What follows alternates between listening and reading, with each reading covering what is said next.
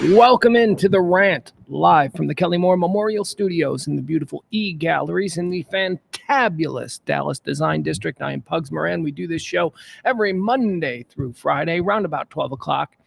It's never right at 12. Sometimes it's right at 12. I think last week we did a show that started right at 12. But the point is this, usually around this time, a couple of minutes after, whatever, we do this show. What is this show? It's a rant. It is an unscripted. I want shrimp. That's what that was. It is an unscripted, untelepromptered stream of consciousness, current events rant performed by a middle-aged narcissist. That's me. Hi, everybody. Pugs Moran. Like, follow, subscribe the show, do all that kind of stuff. How does the show work? Well, I just sit here. I spend all morning putting together the day's news, hot topics, hot takes, all that good stuff. And then at noon, I just sort of start stream of consciousness. It's just vomiting them out. Now, what does that mean? That means no breaks. That means no, hey, let's check traffic. No, we don't play songs. We don't do commercials, nothing like that. It's just me, uninterrupted, for the next couple of hours talking about the world. We do the show in 4 distinct segments. We call them quarters. The first quarter, we call that antecedently on this day. It's a fancy way of saying this day in history. You know what that is. Then we go into birthdays, talk about people who were born on this day, notable people, celebrities, if you will. And then we decide, are they cool or do they suck? And a lot of times they suck. Then we go on to quarter 3, which is the deads. These are kind of like birthdays, but the opposite. And here's the added twist. With the deads, we look at these people and we decide their fate. Did they go to heaven or did they go to hell? That's how quarter 3 plays out. Quarter 4 is just all the hot topics, current events, and everything that people are talking about. I'm going to give you all the information that you need to get through your day without being accosted by some stranger who's going to stop you in line at 7-Eleven and say, hey, did you hear about?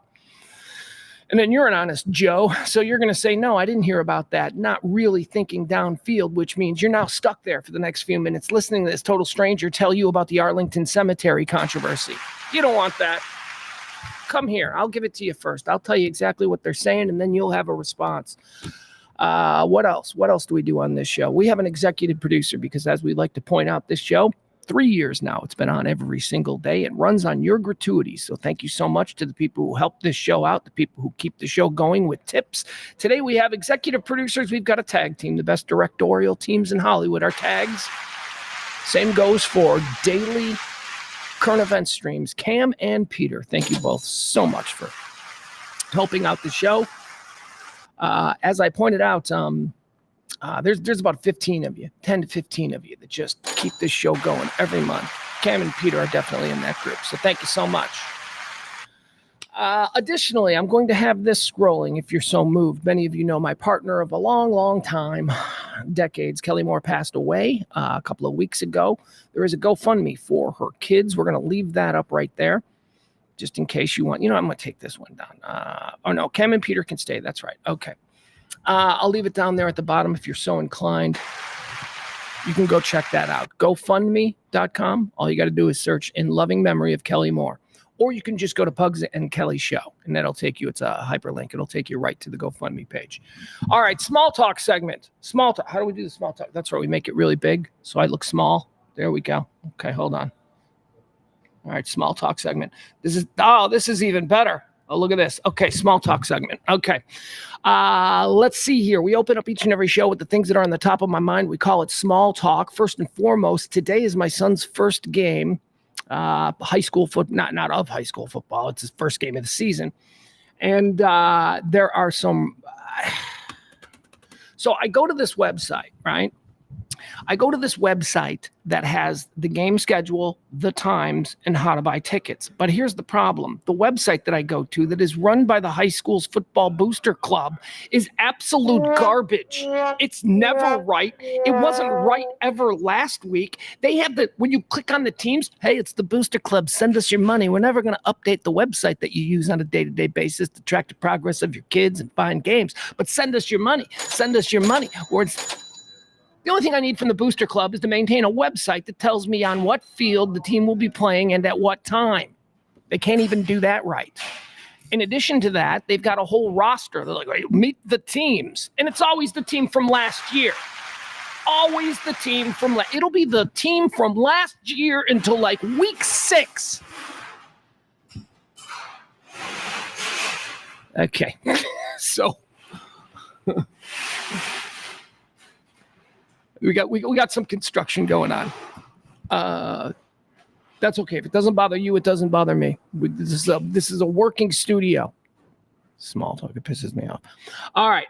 So I don't know. The website that I use, the Booster Club website, the website that, is always asking us for money, it's totally useless. So this morning I panicked and I had to reach out to a bunch of other parents, including the other parent of my son, who came to the rescue and was like, yeah, the coach sent us this morning. And it's a link and it says the game. But here's the problem. The game today is now an hour earlier than it had said on the Boosters website, okay? It was an hour earlier. Now, granted, on the Boosters website, it had the game starting at 6:30 tonight, and it also had another game starting at 6:30 on the same field. That's just par for the course with that stupid Booster website. 2 games starting at the same time, so that's why I panicked. And as it turns out, it's a 5:30 game, which screws up everything because for the last 2 days, I've been planning on the game starting at 6:30, and ugh. All right, that's going to do it for small talk today. There you go, small talk. I'm angry. Also a little nervous. A little nervous about the game.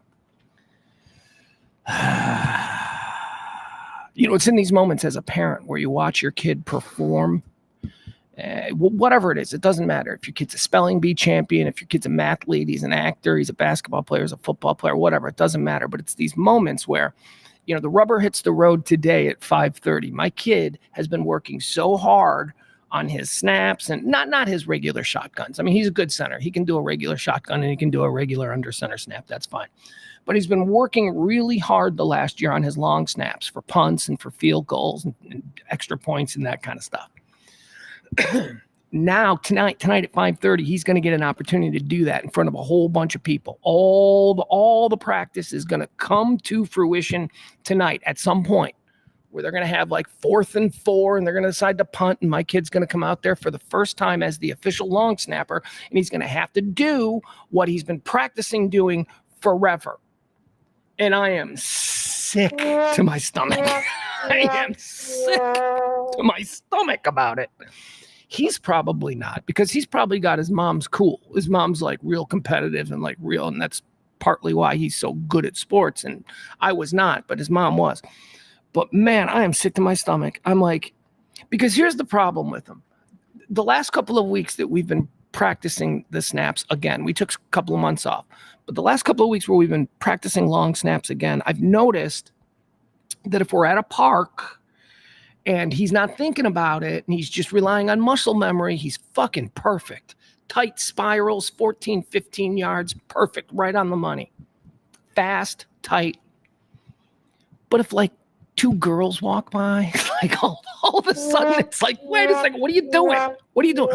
Or if there's like somebody standing there watching him, not every time he dials in, but I have noticed that sometimes, he does succumb to an added, distraction that might be going on. And even in those moments, they're not like, crazy, stupid, bad snaps where it goes 10 feet over the guy's head and he's chasing it back into the end zone. It's never like that bad, but just, so as I say, I'm sick to my stomach. Although I know who his mother is. So I also looked at that and I'm like, this is all you. This is where you got to dial in. This is where your genetic contribution to him must take over mine. Because I'm telling you, I would sail at 10 feet over the dude's head. I would just crumble under the pressure. I'm not a big shot Johnny. That's not who I am. Don't put me in there in the big moment. I'm going to like think about everything and yeah, Peter says priceless moments in life. They are, but it doesn't mean that they don't really, really make you feel weird, Anyway, that's today. That's tonight. So we're going to go to that and I'll have a full update. Now, last year, if you remember, the team went undefeated. We were very proud, very undefeated, and they just destroyed everybody. So now let's see. Let's see what the team is this year. I got a new quarterback. It's another thing. I'm not a dad who argues with the coach. As a matter of fact, the only thing I've ever said to the coach was, hey, coach, appreciate you giving your time. That's it. That's all I've ever said to the coach. Not true. He's talking to me about other things because it turns out the coach is a Bears fan and my son is a Bears fan, and he knows that I'm me. His dad is a Bears fan. So we've had Bear conversations, but that's about it. But I'm never going to, get on the coach about. I'm very distracted. Can you tell? I'm just so distracted today. I'm sorry. But we're going to get into it. All right, let's dial in, folks. Electric Outcast said, I was thinking the same thing. Your son is probably less nervous than you. Yeah, let's hope so. That is the hope. God. His mom's like totally dialed. He'll be fine. He'll be fine. I'm like, are you sure he's going to be fine? All right. Anyway, that's it. All right. What do you say we get started here? Peter says, I was very verbal when my daughter played soccer. I'm not that. I'm like, I don't want to be that guy.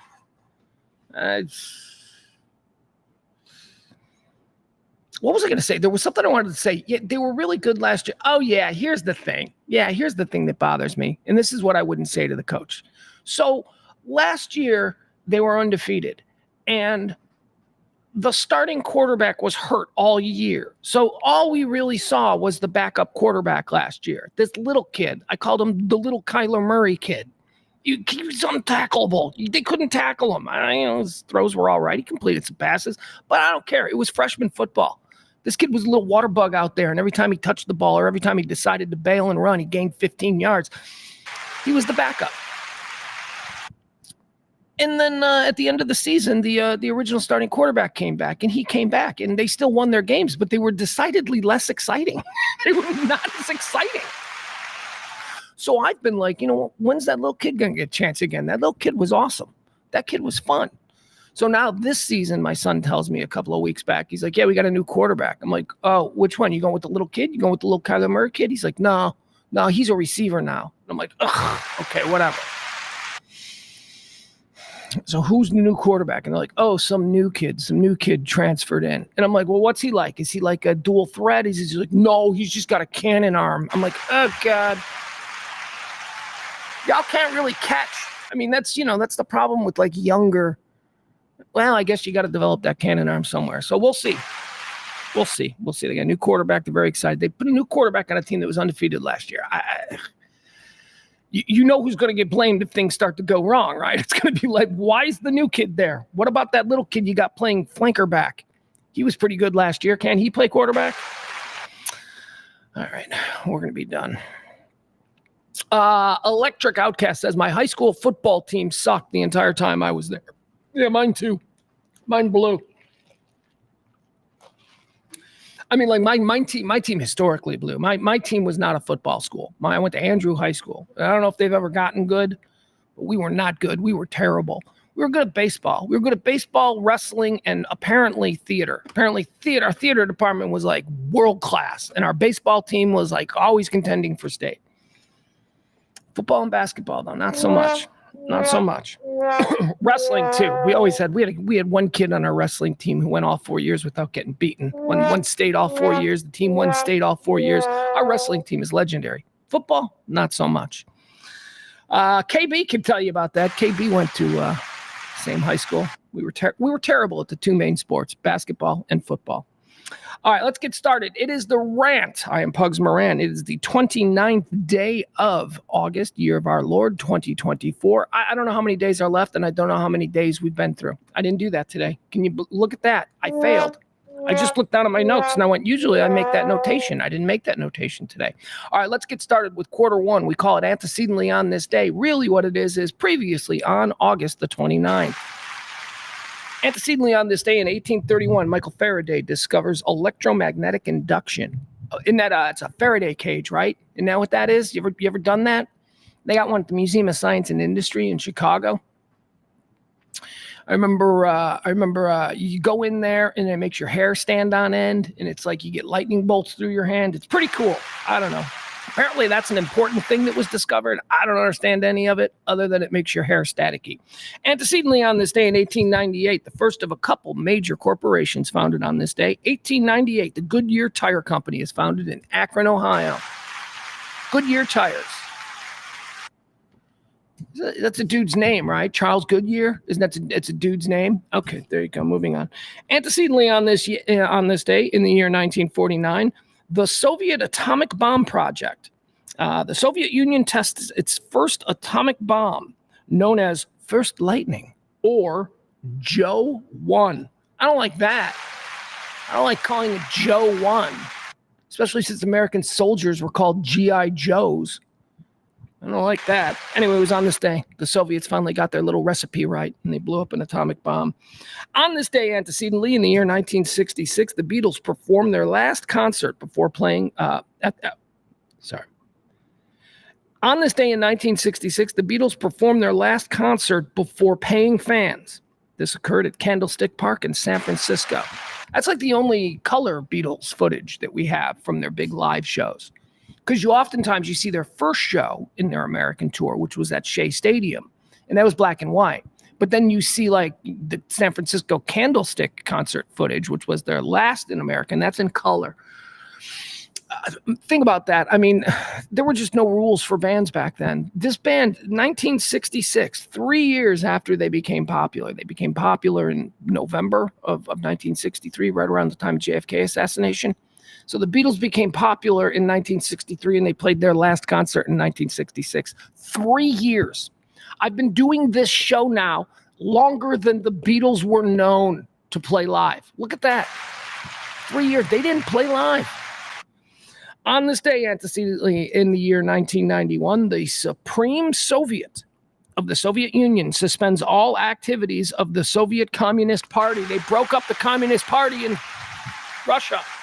We won. This is the day we won the Cold War. That's what happened. They ended communism in the Soviet Union on this day in 1991. All right, I told you earlier that a couple of big companies were founded on this day. Antecedently, on this day in 1997, Netflix is launched as an internet DVD rental service. And, they were still renting DVDs until a couple of years ago. And I know this because my friend Gary, God bless him, he's dead now. My friend Gary, this is probably going to be 2019. So let's say 2019. 2019, I'm sitting in, Gary owned a music studio, and he was a producer. He was a hip hop producer. He was this old white, not old, he was probably 5 years older than me, but he was this older white blues musician. He used to play in REO Speedwagon. That was his first when he was a kid. He left the band just before they got big, but whatever, made enough money to start a music studio, and he never looked back. My point is this. He was known for his blues licks. He was a blues guitar player. And he owned this studio in this lily white suburb in the Chicago area, on the southwest suburbs of Chicago, Blue Heron Studios. And he became the place for up and coming hip hop guys. They all wanted to be recorded by Gary, probably because he was a multi-instrumentalist, and a lot of them loved his blues guitar licks, and they would use him as hooks and stuff like that. But whatever. Anyway, he had a really cool scene going. Hear what was totally uncool about him. And this is what's so funny about Gary. He was like the coolest 57, 58-year-old dude you ever met. Lifelong musician in the music business. I've talked about him before. Like one of his best friends was Chris Squire. Just like he's just a really cool guy who just lives this anonymous life in a suburb with this really kick-ass recording studio in the back. So that's all cool about him. I remember sitting in his kitchen. I looked at his dining room table. And I go, are those fucking Netflix videos? And he goes, yeah. He goes, I still get Netflix videos every week. I sign up online and they send them to me. Mind you, this is 2019. I'm like, dude, stop it. I didn't know what to say to him. I'm like, and he's not somebody who's not tech forward. He runs a recording studio. He's got all the latest stuff, and he's got flat screens and all that. And he's a computer whiz. But for some reason, he just held on to it. It became a part of his weekly thing that he would look forward to getting the Netflix videos in the mail. God love him. Anyway, it was on this day in 1997 that Netflix launched as an internet DVD rental service. On this day, antecedently in the year 2005, Hurricane Katrina devastates much of the U.S. Gulf Coast from Louisiana to Florida, killed up to 1,836 people, and caused $125 billion in damages. Hurricane Katrina. Now, I guess, do I have a false memory? of Hurricane Katrina? Or did the NFL football season used to start earlier? Did the NFL football season used to start around this time? I think maybe it did. Didn't they add? They added a preseason game. There used to only be 3, but now there's 4. Or maybe they got rid of a preseason game. I don't know. Point is this. My memory of Hurricane Katrina is sitting in a bar on a Sunday night after watching football all day, watching Sunday Night Football be interrupted by coverage of, New Orleans getting blasted. I swear to God, I will always have the memory of watching NFL football on a Sunday night while Katrina was kicking the shit out of Louisiana. And is that wrong? Because football season hasn't started yet, but it starts in like 10 days or I guess 7, 8 days if you count the Thursday game. I don't know. Anyway, it was on this day, Hurricane Katrina. All right, folks, that's going to do it for quarter one. Let's move on to the birthdays. Let's talk about people who claim it's their birthday. As I always say, I don't really know if it's their birthday, but they say it is, so let's go with it. Born on this day, Ingrid Bergman. Ingrid Bergman, born on this day in 1950. Ingrid Bergman, she was a Swedish actress. Now, if you're like me, you're probably like, yeah, I've heard that name. Although, if I'm being honest, there's another person in movies from that period, and that person is a director named Ingmar Bergman. And sometimes I just don't know the difference between Ingrid and... Thank you. I heard you. Y'all said God bless you. I get confused with Ingrid Bergman and Ingmar Bergman, whatever. Point is this. Ingrid Bergman was an actress. Apparently, she was a very sexy actress. And I can't even picture her. Can you? Can you picture her? I can't. So let's play a little game we like to play on this show. It's called Would Ya? All right. It's Ingrid Bergman's birthday. Let's take a look at Ingrid Bergman and let's decide, would ya? All right, here you go. There she is. Swedish actress Ingrid Bergman. She was considered, I can tell you this, people of her time considered her like the most beautiful. She's got pretty eyes. I don't know. I mean, that is beautiful right there. That is undeniable. That's beautiful. That's a hot chick, Their hair was bad back then, though. Do you have difficulty like me when you look at pictures of like beautiful women from the 1940s and you're like, that hair is terrible. I could not be attracted to that hair. That hair looks bad. Who's that? Oh, that's Isabella Rossellini. That's her daughter. The actress Isabella Rossellini. Would you? Nah. This is about Ingrid Bergman. All right, there she is. Ingrid Bergman. Yeah, I would. All right, there you go. I think I would. I should be so lucky. We should all be so lucky. All right, there you have it. Ingrid Bergman wins today's Would Ya? Born on this day in 1950. Born on this day in 1917. And this is interesting because yesterday we celebrated the birthday of Helen Willis, a.k.a. Roxy Roker, also known as Lenny Kravitz's mom. It was her birthday yesterday. Today it's Wheezy. Wheezy was born on this day in 1917. Wheezy, Isabel Sanford. It's a good time to remind you of how much Sherman Hemsley, who played George Jefferson, hated the casting of Isabel Sanford. Sherman Hemsley did not want Isabel Sanford playing Wheezy in the Jeffersons, but they did it anyway. You know why? Did you guys realize this?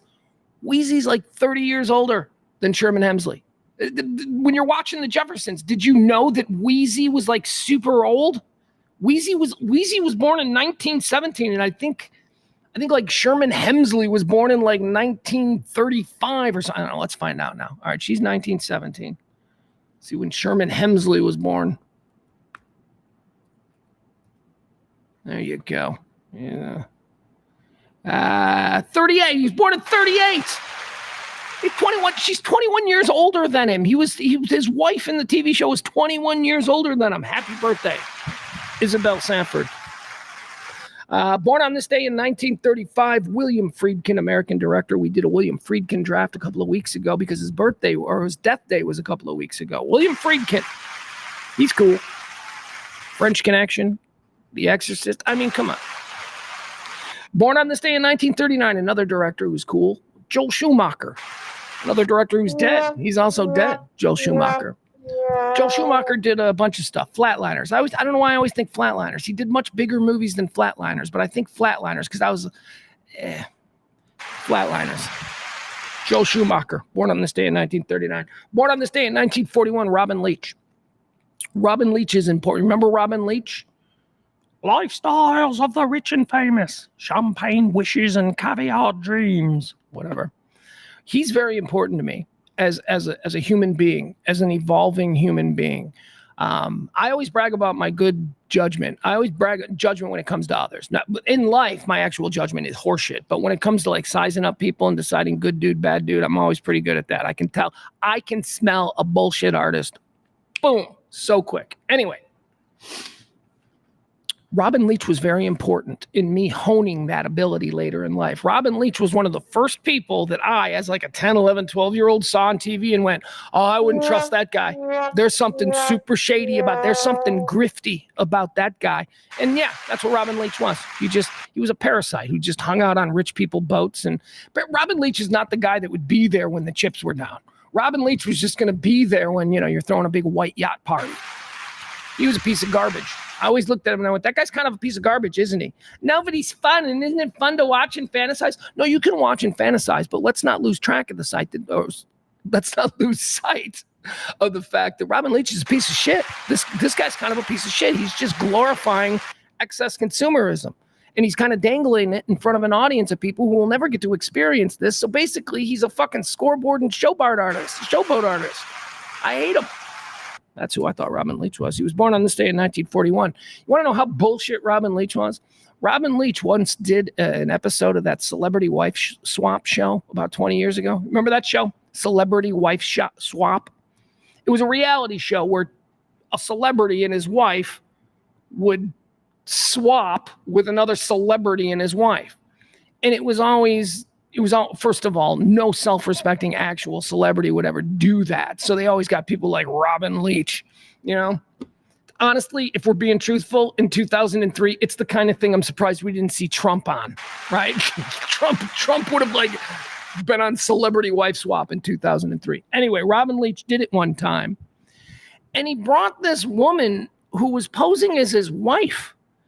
And I'm looking at this woman and I'm going, that's Joan Severance. That's the actress Joan Severance. Is Robin Leach married to Joan Severance? So no, he wasn't married. He never even dated her. That was just what bullshit Robin Leach was. He was going to be featured on an episode of Wife Swap, and he probably had an ugly old wife. So he went and hired a sex actress to pose as his wife. Yeah, he's a bullshit artist. I hate him. He's dead, so we don't have to worry about him anymore. Born on this day in 1947, also dead, James Hunt, F1 race car driver. The great film Rush, the Ron Howard film Rush, is about the 1974 F1 season, where it was Niki Lauda versus James Hunt, and Niki Lauda burned himself up in a car wreck and he came back to race. Anyway, James Hunt, very cool guy. Born on this day in 1947. Born on this day in 1958. I don't know if this is a cool guy. No, actually, I do know. Okay, this is not a cool guy.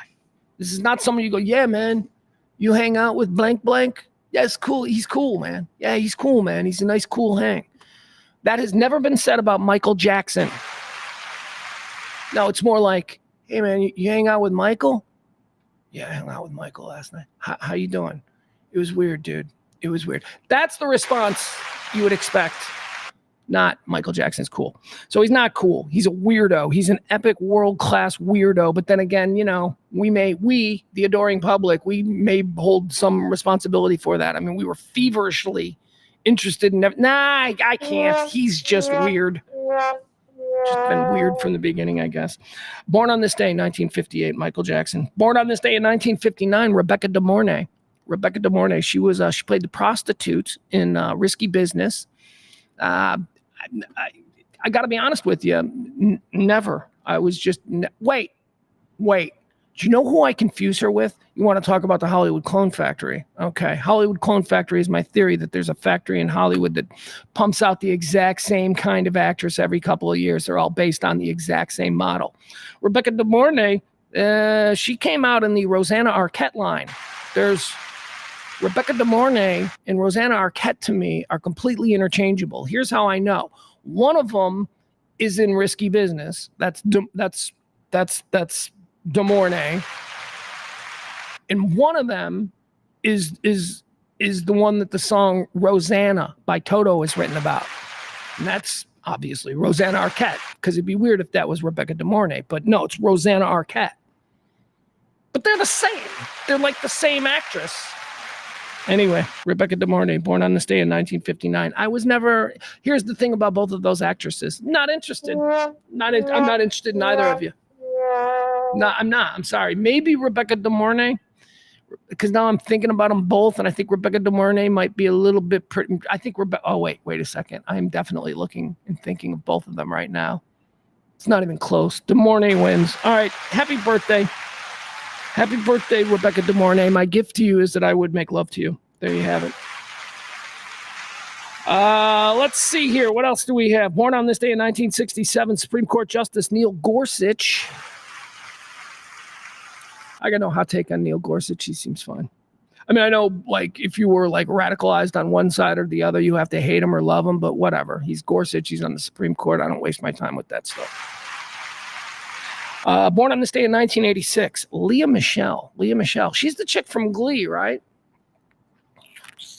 Is she kind of like the female Armie Hammer? Not that she's a cannibal or anything like that, but yesterday I talked about Armie Hammer on his birthday, where Hollywood was just trying to force feed us Armie Hammer for like years. They're like, he's the next big thing.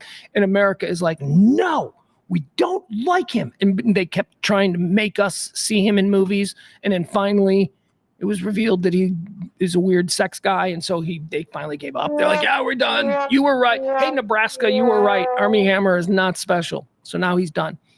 Is that who Leah Michele is? Remember she was on Glee? She was on Glee, and it's like they tried to make her out to be like the next great thing. Like she's the most incredible actress. I don't know that I've seen her anywhere. And doesn't she have like the Streisand thing going on? Here's what I mean by the Streisand thing. She's got big nose. She's got big honker. She's got big giant honker, and it's like a point of pride that, you know, she doesn't get it fixed. Because if she got her nose fixed, like she would be generically hot. She would be a generic hot girl. She would look like a generic, Jennifer Garner or something. But she doesn't. She's got a big honker, and she's otherwise pretty, and she's got a great voice. So she got an actual discernible talent there. There's something that's really great. She's a great singer. I don't know. She just never took off. And the Streisand thing is that Streisand can't fix her nose. Streisand could never fix her nose. Streisand just got to a point where her nose was her most defining characteristic. However, Streisand was a megastar. Leah Michele is not. Hi, Frank. Frank says, hi, Pugs, in the chat room. I'll say hi to you fuckers in the chat room. I don't care. What's going on? What's going on, Frankie? Let's see here. Byron's checking in. Can't watch. Too much going on. Byron, what are you doing, Byron? Byron's out there arranging what? Tiki torches and shit. Gonna storm the Capitol. What's going on, Byron? Why can't you be here? I don't like you not being here. All right, there you go. Those are your birthdays. Want 'em, want 'em, want 'em. They claimed it's their birthday. Let's do the deads. People who died. In this fucking weird, man. This is weird. Harry Houdini did this. Harry Houdini, he's the only other one that I think of immediately when... No, those are just two big holidays. I was going to say Jesus did this, but Christmas and Easter are just two different big holidays. I was confused. What happened? What am I talking about, is you're probably asking. On this day, dead in the year 1982, the birthday girl, Ingrid Bergman. Remember we talked about Ingrid Bergman and birthday. She was the first birthday. Today's the day she was born. It's also the day she died. The only other person I know who can claim that is Harry Houdini. And this is weird because it's Halloween. Or at least maybe that's a legend. I don't know, whatever. Harry Houdini died on the same day he was born, and same with Ingrid Bergman. Where'd she go? Heaven or hell? She's an actress, so that typically means she goes to hell. And as I say, I don't know enough about her. I don't know enough about her to let her not go to hell. Dead on this day in 1987, the great American He-Man actor. I love this guy, and you need to love this guy. I love this guy. I love Coburn. James Coburn and this dude, I kind of confuse them, but one's much older. Happy birthday, born on this day, or dead on this day. Happy death day. Dead on this day in 1987, Lee Marvin. Oh, He was a badass. Dead on this day, and oh, he's going to heaven. We're gonna put Lee Marvin in heaven. He's a badass. I like him. Probably a bad. No, or was that Coburn? Coburn was Flint. Yeah, Coburn was Flint. He was really cool. I like Coburn. I like Marvin too. But what is Marvin? What do I think of when I think of Lee Marvin? What's like his role? He's going to heaven anyway. It doesn't matter. All right, keep going. Dead on this day in 2007, Richard Jewell. Richard Jewell, remember this guy? Remember this poor guy? We're like, fuck that guy. This is just a regular dude, man. This is a dude who could hang out in this chat room. Richard Jewell, just a schlub, just a regular, normal-ass dude. And then, the Olympic Park bombing happens there down in the Olympics in Atlanta. And I don't know how he got in the crosshairs. He was just a security guard.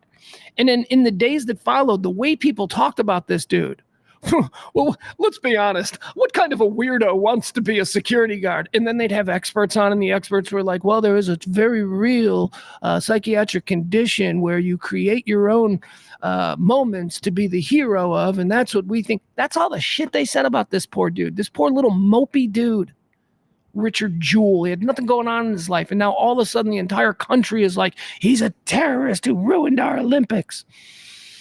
I mean, they were wrong, and Richard Jewell was completely cleared of all of this shit. Turns out he was just a dope, just a little dude, didn't do anything wrong. He was good-hearted. He wanted to be a cop. I don't think he could be a cop. I don't think he was physically fit enough. So he ended up being a security guard. What kind of person really wants to be a cop? Those were the kind of open conversations that were being held around the character of Richard Jewell. Man, we fucked that guy over. So anyway, heaven, of course, for Richard Jewell. He died very young. When did he die? Is he still alive? No, he's dead. Why doesn't this say that he's... Hold on. When did Richard Jewell die? He died like 10 years ago, didn't he? Didn't he drop dead of a heart attack? All right, we're moving on. Dead on this day in 2016. Here's another dude we're putting in heaven. Gene Wilder. Preemptively. We're putting Gene Wilder in heaven. Gene Wilder was awesome. Is it on Netflix? There's a documentary about Gene Wilder, about his life. And I haven't been able to watch it yet because it seems like it's going to be sad. It seems like it's going to be something I'm going to really enjoy, but it also seems like something that's going to be sad and that's going to take a little bit of energy out of me. So I haven't really been in that mindset to watch the Gene Wilder documentary. But my God, man, if there was ever a person, I mean, he's the closest thing. People always say Robin Williams, but I think Robin Williams is a little bit much. Like Robin Williams is, whenever somebody goes, Robin Williams is my favorite, I'm like, Jesus.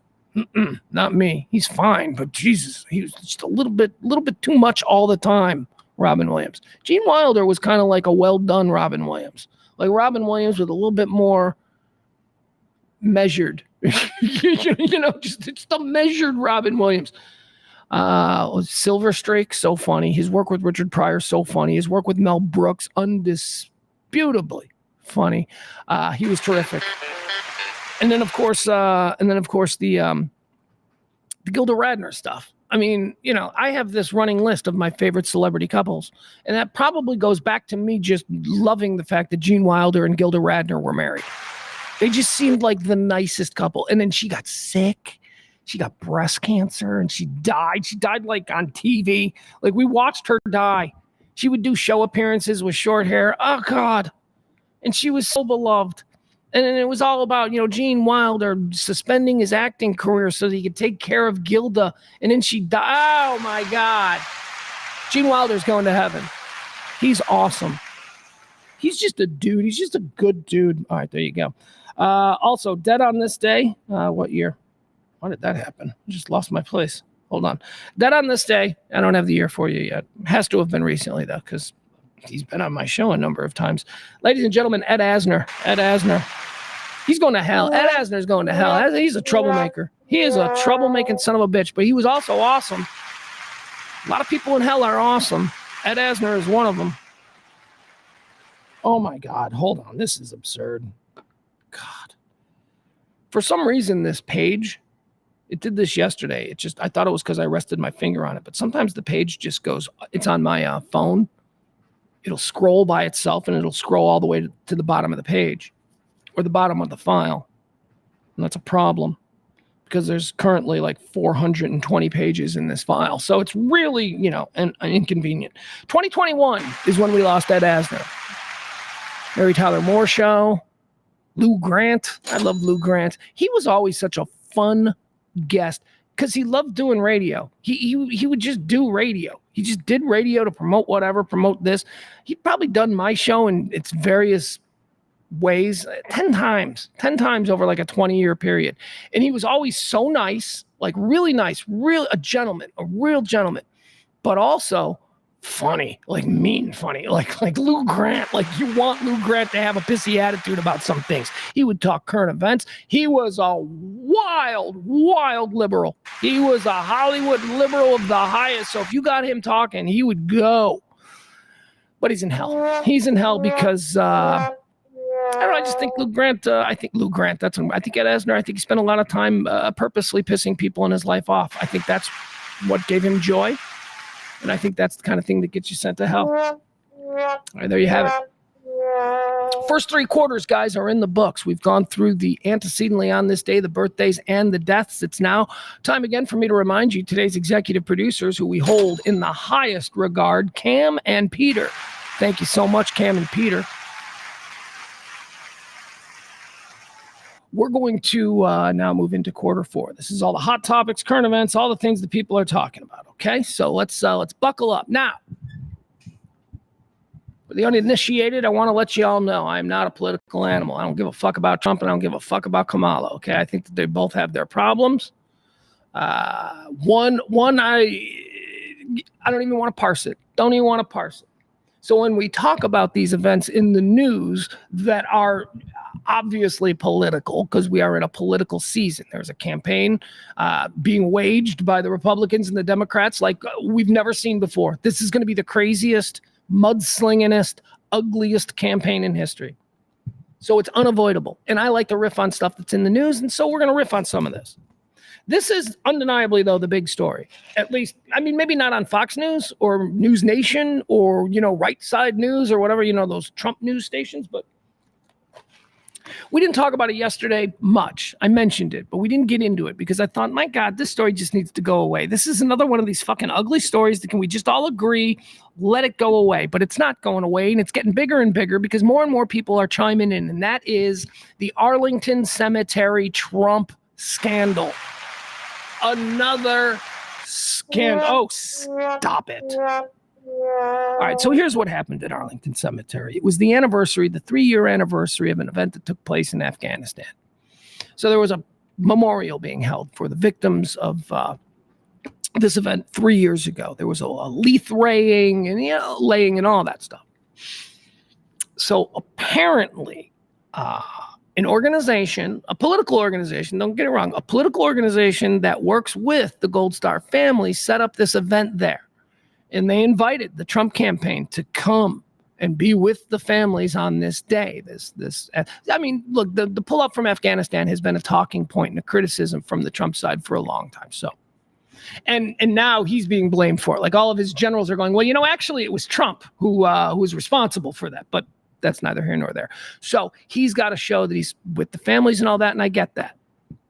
Nothing wrong with, politicians surrounding themselves with Gold Star families. It's not the first time and it's not the last time. However, there is a section, as we talked about, this section 60 of Arlington, which is off limits to all cameras, all recording devices, and all events. Why? Because it's the most solemn of the places there. It is where the most recent residents of Arlington National Cemetery are laid to rest. So that would be where these soldiers who 3 years ago met their fate, that's where they would be. So during this whole thing, they did a leaf wreath laying, and I was filmed, and the Trump cameras were there, and there's some other media there, I guess, and but they filmed it all, and that's fine. That's all public, and that happens. But then they moved over to the private graves in this section 60. They were apparently stopped by the people who maintain Arlington National Cemetery, the people who work there. They said, no, I'm sorry, there are no cameras and there is no gatherings allowed in this area. So blah, blah, blah. That turned into something. What did it turn into? I don't know. That depends on where you get your news. Was F-bombs being thrown back and forth? Were people pushing and shoving? Well, I don't know. Point is this: the Trump campaign was apparently told you can't film here, and they filmed there anyway. Extrapolate from that how you think or perceive that went down. Was there pushing? Was there, fuck you? What were the, whatever, it doesn't matter, because that is actually what's being talked about most, which is stupid. I want this story to go away. So an incident occurred, and they filmed there anyway. And then, of course, because it's, political season, everybody's got their little weaponized wings on social media and their bands of trolls, and they get out there, and all the Kamala people and the left people are like, this is an outrage. Trump bullied his way into this area. And they're all just, pearl clutching, and they can't believe it. All right. So let me just say this. If that is true, can't believe it? I totally believe it. I don't think that anybody associated with running Donald Trump's campaign has any sense of what is right and what is proper. I think all they are political animals. And they saw an opportunity to make a campaign ad with him in this area, being with the families and at the grave sites. I think they saw that, and that's all they saw. There is no safety net in that organization that I can see. Nobody acted as the safety net and said, is this proper? Can't it be said, and this is probably an internal conversation that should have happened that didn't, couldn't it be said that we're exploiting the sadness and grief of these families, and then we're going to turn that into a political ad, and then we're going to use it for our own self-aggrandizement? Isn't that a bit, I don't know, in bad taste? Nobody said that. So nobody said that. So they just did it, and they went out and they did it. And now it's a whole big fucking thing. And the organization that I pointed out to you who invited Trump, who does represent Gold Star families, they are a political action committee. So don't kid yourself. It's being framed in some circles like, no, the parents of all of these veterans, they've become quite close over the past 3 years, and they organized this. It's very organic, and it's not grassroots. There are a group of people who were wrangled together for political purposes from the very beginning, okay? That's what it is. That's how these things work. It's not just some Facebook page of, no. So the intent from the very beginning was political. He was invited for political reasons. He certainly went for political reasons. No, that's not true. Donald Trump demanded there be no cameras. He didn't want any documentation of this because he cares about the family so much. Stop it. Tell that fucking story somewhere else. That's just stupid. He went there for political purposes, and that's one of the things that has always bothered me about this guy. He doesn't seem to have any sense of what is in good taste and what is in bad taste. Have you ever seen his fucking house? This guy's a billionaire, and his house is decorated like terribly, okay? Just terribly. It's decorated like one of these sheiks in the Middle East who just, buy gold toilets because they think that a toilet seat should cost $500,000. I don't know. There's just no taste. There's just this opulence and this ugliness and this in your face and ugh. So the family is saying we invited him, we wanted him here, and that's good enough for a lot of people. But now we got the United States Army, the United States Park Services, and the Arlington people themselves all coming out and saying, no, this was fucking ugly. They behaved in an ugly manner. So there you have it. That's the story. Pick your side, choose your fighter, whatever it is. But I'm here to tell you, if you're going to sit here and pretend that was a truly organic thing and that Donald Trump just went out of the goodness of his heart and there wasn't any kind of political plan from the beginning, you're lying to yourself, man. You're not an honest broker. Okay? This is what they do. Now, in this particular, you could probably say, that's right, Pugs. That is what they do. And the Democrats do it too. And I would say, okay, you're probably right. Give me the example of when they did this. We're not talking about them. Everything is not whataboutism. We're just going to take these fastballs as they come across the plate. And today the fastball was Trump in Arlington doing another off-putting thing. It's just one off-putting thing after another. Is it a huge deal? No, it's really not. And you know why it's not a huge deal? Because I'm not surprised in the least that they did this. Everything Trump has done since 2016 has been in some way or another made me roll my eyes and go, oh God. It's the reason I don't like the guy. It's the reason I don't trust the guy. It's the reason why I could never vote Republican again, at least not until they clean house and go back to being a legitimate conservative organization with the best interests of this country at heart. That's not what they are. Republican Party's been destroyed. You could probably say the same thing for the Democratic Party. I don't carry water for those people either. But right now we're talking about the situation at Arlington and why everybody in the country is talking about it. It was a stupid decision on their part, but as I always say, they are shameless people and they feel no shame for this. So of course, the next day after the scandal, they put out a political ad. So now there's a viral political ad being put out by the Trump campaign of them solemnly praying over the grave. It's just so stupid. It's just so stupid. But it is ugly. But is it surprising? No, just move on. Nobody's shocked by Trump doing these things. We all know it's baked in. It is baked in that he's going to do this shit. Can we just move on? We are numb to it. Nobody is going, well, I was going to vote for that guy, but after seeing that, so just stop it. Ugh.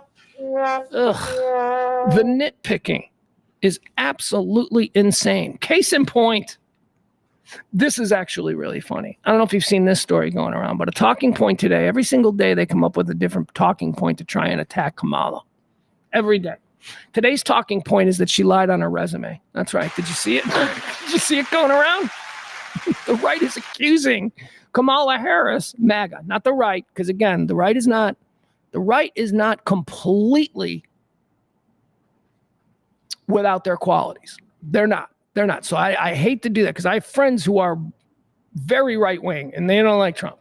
Not right wing. I don't have any right wing friends. That's true. I don't think I could have right wing friends because to me, right wing is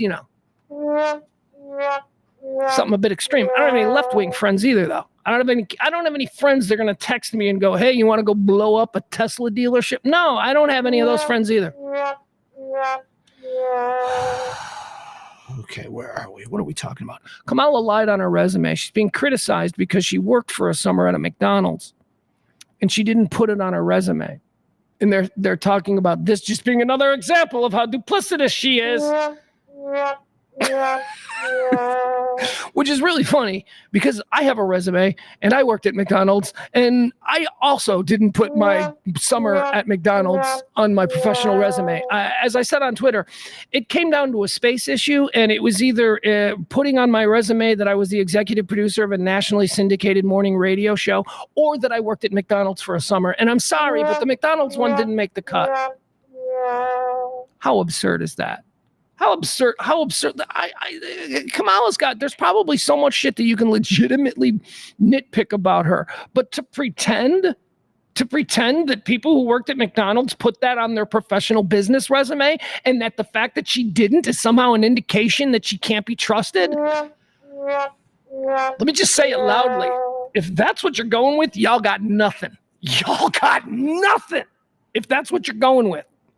The other big attack line today that I saw on right-wing Twitter is a lot of people are screaming. There's pictures of Biden on the beach there in Delaware. Dude can go anywhere, and he's the fucking leader of the free world. He goes to a beach in Delaware. Oh, God. We shouldn't let him make any big decisions just for that decision. Really? You don't even want to go to, Cape Cod? You're going to go to a beach in Delaware. So there's pictures of Biden on the beach in Delaware, and then a lot of people are screaming about who's running the country. This is absolutely absurd that he would be on the beach in August. And I'm like, well, that's when presidents go on vacation. I don't think it's absurd at all that a president in the middle of August would be on a beach. That's when they, it's when they do that stuff. And let's not kid ourselves. This guy's the lame duck. He's on his way out. He's not going to be making any big deals. Oh, stop it. See, it's my point again. They got nothing. That's why this is so much fun. This is why I was so excited when Biden stepped down and Kamala jumped in. I'm like, now we're going to have a fun election. Now we're going to see some shit. So Kamala is not, she's lying on her resume. Me and Kamala both. Neither of us have McDonald's on our resume. Let's see here. What else tonight? You going to tune in for the Harris Waltz interview? It's going to be Omarosa and Ted Lasso. That's the way to look at it. I think that's the way I've been framing it in my head. That Kamala is like Omarosa. She's like starting out there. At least that's how I think a lot of dudes see her. not different than Omarosa, this really sort of pushy woman of color who, I guess MAGA doesn't see her as a woman of color, right? MAGA sees her as, what do they see her as? What do they see her as? Like Sri Lankan? Is that what they... But it is. Today's interview, they're going to sit down. They're going to sit down with CNN tonight. I think 9 o'clock, 8 o'clock, doesn't matter. I'll see the clips. I'm not going to watch this whole thing. It's going to be Omarosa and Ted Lasso sitting down. Now, again, this is another thing that yesterday's attack point was. Why won't she do it alone? Well, quite frankly, because traditionally, nobody does it alone. After the nomination, the first major interview that a candidate gives is always with their running mate. It's the introduction. Now, does that solve the problem of her not sitting down and doing a one-on-one interview? No. But here's the thing, and this is what she and I think her team are thinking. They're not going to be pressured by the right, these absurd criticisms from the right about every little thing. They're not going to be pressured now to just sit down and do a one-on-one interview, even though I personally think they should, and I think that she should. I think she should talk as much as she can. But they're like, yeah, okay, we'll do interviews, but we're not going to do it today because then it'll look like we're doing it because of them, which I also think is a mistake. And here's why. Because what they seem to be doubling down on is an ego-driven decision, which is we won't do it because they're demanding we do it.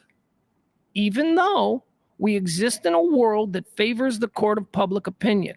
Court of public opinion would like to see her sit down.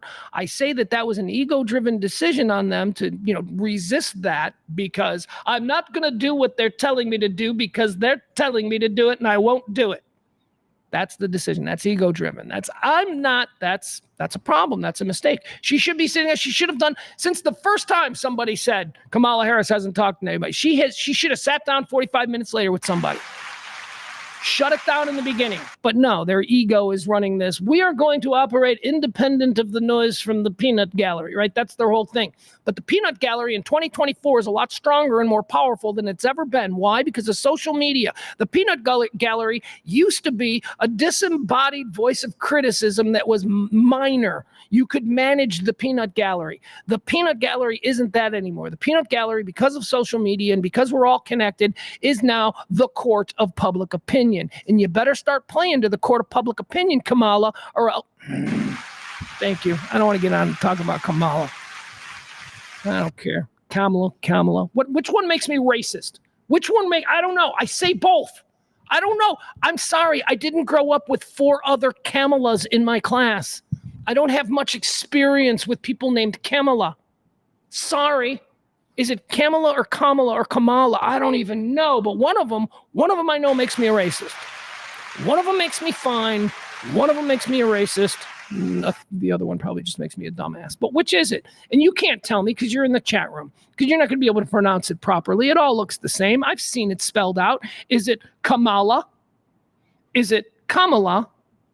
Or is it Kamala? I'm pretty sure it's not Kamala. Okay, that one, let's eliminate that one. Pretty sure it's not Kamala. But is it Kamala or Kamala? Fuck it. I'm from Chicago. It's Kamala. It's going to be Kamala. That's it. I'm from Chicago. Kamala. That's what I'm going to call her. All right, so that's tonight on CNN. They're going to sit down. Old Ted Lasso and whatever. So that'll be absolutely lame. What else do we have here? SpaceX is making the news today. Boy, this is what I say, man. I'm a real fan of space. Okay, I'm not one of these sci-fi guys. I look at the realities of the current state of human space travel, and I recognize how incredibly limited it is as compared to our outsized perception of what we should be able to do, because we've been watching Star Wars for 40 years. So when we look at, the actual realities of space travel, it's a little bit underwhelming, especially since we can't get off a pad 10 out of 10 times. We can't just be like 10 times in a row, let's see if we can launch this thing without killing anybody. We still can't do that. It's still fucking super dangerous every time. So SpaceX had a problem, and now SpaceX is grounded. I don't know if this is going to affect their rescue mission of the Starliner pilots who are stuck up at the International Space Station, because SpaceX is supposed to save them, but that's not until February, so maybe they'll have time. But SpaceX had what we're calling a SpaceX oops today, and the FAA has grounded all SpaceX rockets from now on. What is that called? No time limit, whatever. All SpaceX rockets are grounded. The FAA grounds SpaceX after rocket falls over in flames at landing. So here's what happened, and I don't think we got a picture of it. I was hoping we would, but I didn't see any video of it. So SpaceX, by the way, they do really good stuff with launching these things. They actually do get off the pad pretty consistently. Now, most of that is unmanned, so it's just like missile technology. You're just basically shooting a missile. It's the manned stuff that we have problems with.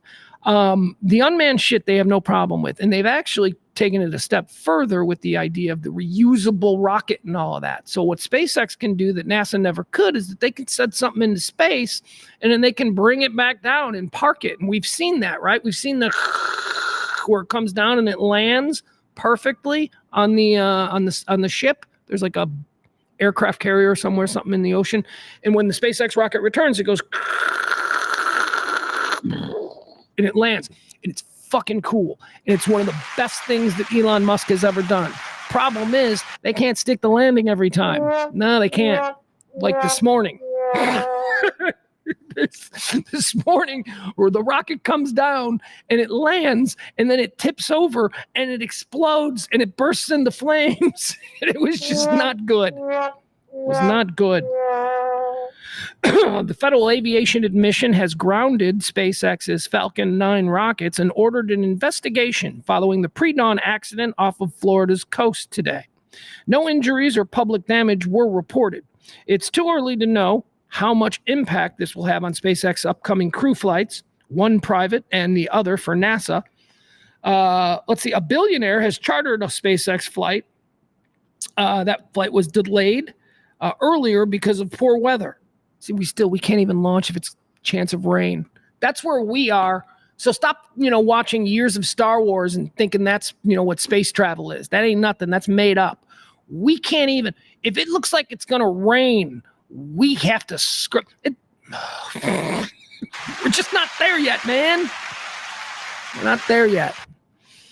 All right, anyway, SpaceX, they had a problem today. The thing tipped over, came down and tipped over and then exploded, and there were all kinds of problems. Here's a crazy story. We don't know who these people are, but it's some famous dude in Spain. He's a Spanish actor. He's a real famous Spanish actor. I don't speak Spanish, so, I'm not big on Spanish cinema.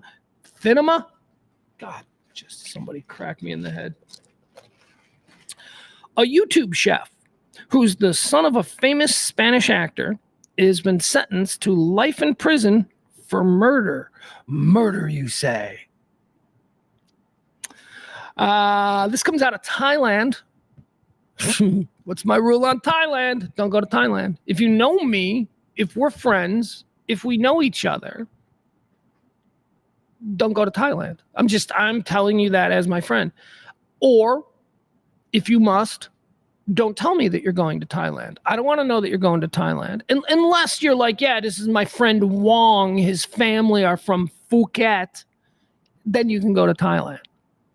But for any other reason, if you're like a normal, middle-aged white dude and you're like, yeah, man, I'm going to Thailand. No. The beaches are amazing. No. You know where else the beaches are amazing? The Bahamas. Hawaii. You don't have to go to Thailand. Whole bunch of other things going on there in Thailand that I think you might be interested in, and you're just not telling me about it. So anyway, this happened in Thailand. Maybe it's different. Maybe Thailand is different for people in Spain. Is it closer? Is it like their Cancun? Would that be like if would that be like if our Cancun was just globally known for like child sexploitation? Is that what it is for people in Spain? So maybe I shouldn't judge people from Spain for going to Thailand. Maybe it's closer. I don't know. I don't know I don't know what a globe looks like. If I could picture in my head what the world looked like, I'd be like, yeah, Spain, that's probably a 5-hour trip, whatever. A court in Thailand on Thursday found Daniel Sancho Brancalo, a member of a famous Spanish acting family, guilty of premeditated murder and sentenced him to life in prison. In a lurid case, this is a lurid case. Here's what happened. Here's what happened. So this dude, he's the son of a famous actor. He's also got a big YouTube channel where he cooks. He traveled to Thailand with another dude, his friend, who was a plastic surgeon. And the plastic surgeon ended up dead. Well, first plastic surgeon ended up missing, but then they found his pelvis in a garbage thing. And, then we were off to the races. They're like, hey, how did his pelvis end up in the garbage? And that's where this dude, the son of a famous Spanish actor, got drawn into it. They're like, you did this, didn't you? And he's like, no, I didn't. And they're like, yeah, we think you did. We got all kinds of evidence that says you did this. And then the son of the Spanish actor, he goes, yeah, I did it. But that's because he made a pass at me. Yeah, that's it. He made a pass at me, and I'm not gay, and he tried to be gay with me. And then the police were like, but you guys were sharing a hotel room. You only had one king bed, you two dudes. He's a plastic surgeon. He can get his own room if that's what he wanted. You guys are sharing a room, so it looks like you guys were gay. Basically, the plastic surgeon, they had a fight. This is what they're saying. They had a fight, and the plastic surgeon threatened to go public with the fact that this famous actor's son was gay. And the famous actor's son apparently killed him. That's what they're saying. Sancho, he's a 30-year-old chef with a YouTube channel. He'd been charged with the murder of Edwin Arriaga Arteaga, a 44-year-old plastic surgeon from Colombia. Both were vacationing, sharing a room at the Thai holiday island, Koh Phangan. The island is famous for its monthly full moon beach parties, attracting travelers from around the world for all-night raves. Let's see. The convicted man is the son of Rodolfo Sancho Aguirre, a prominent Spanish actor, and Silvia Brancalo, who has also been in acting. Both parents are 49 years old and attended their 49? He's 30. They're 49. They both 19. Jeez. They had kids. They had kids when they were 19. They had a kid when they were 19, and they didn't give up on their acting dream. Look at that. Paid off. The court also ordered Sancho to pay more than $4.2 million in compensation to the victim's family. Let's see. Quoted Sancho's for... At the trial, Daniel Sancho had claimed that he'd gotten into a fight with Dr. Arrieta for allegedly trying to sexually assault him. He said that Arrieta fell as they scuffled and hit his head on a bathtub, losing consciousness and then dying. He pled not guilty to the charges of premeditated murder. Sancho acknowledged dismembering the victim's body and disposing of the parts on land and at sea. For the charge of concealing or damaging a body, he received a 4-month prison sentence, reduced to 2 months for acknowledging the act. He had also pled not guilty to the charge of destroying another person's documents, the victim's passport, for which he received a 2-year prison term. The elements of the case, violent death on Holiday Island, the celebrity connections, and the lurid sexual details attracted huge coverage in Spanish media. Here's the other thing he did. He claims that it was just a heat of passion because this dude tried to touch his dick, even though they were sharing a hotel room. Tried to touch my dick, so I kicked his ass, and then I kicked his ass so bad that he died, and I had to cut him up, and I didn't really do nothing. Okay, that's what he says. Here's what the police say. Hey, we got video of you, like a couple of days before you killed him. We got video of you at a store buying a whole bunch of stuff to cut up a body, and you planned this, dude. And that's where it came out that he was threatening to out him publicly as being gay.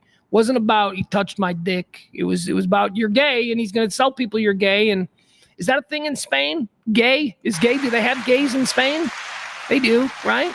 Sure they do. My question is this: is it like a more macho culture? Like there are certain cultures traditionally that are and when I think of Spanish men, I think of very macho. So maybe he wasn't as comfortable being the out gay son of a Spanish celebrity. Anyway, there you have it. Crazy story.